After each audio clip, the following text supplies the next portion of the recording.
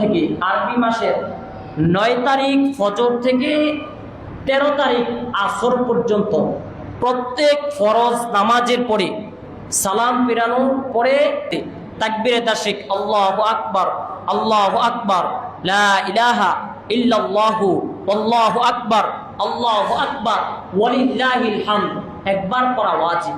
আবার বলতেছি, 9 তারিখ ফজর থেকে নিয়ে 13 তারিখ আসর পর্যন্ত 5 দিন ফরজ নামাজের পরে পুরুষের উপরে উচ্চ সুরে তাকবীরে তাশরিক একবার পড়া ওয়াজিব, এবং মহিলাদেরকে আস্তে আস্তে ফরজ নামাজের পরে বাসায় পড়বে একবার ওয়াজিব। এমন যেন না হয় এটা পুরুষরাই শিখলাম, বাসায় মহিলাদের উপরে ওয়াজিব না। না, কেউ যদি এমন মনে করেন গুনাহগার আপনি হবেন, কারণ আপনার স্ত্রী জানে না, আপনাকে আমি জানাই দিলাম, আপনি বাসায় বলেন নাই, এটা জানাইতে হবে বাসায়। পুরুষ এবং নারী উভয়ের উপরই ওয়াজিব, তবে পুরুষরা জোরে পড়বে একবার, মহিলারা আস্তে পড়বে।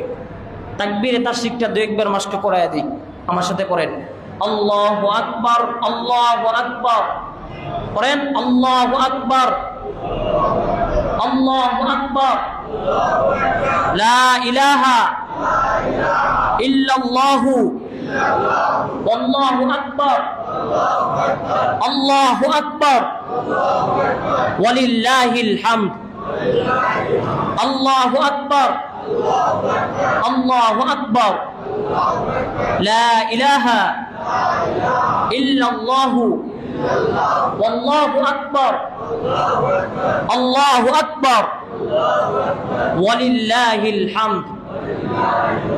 এই তাকবীরে তাশরিকটা আমরা নিজেরা শিখবো, স্ত্রীদেরকে শিখাবো ইনশাআল্লাহ।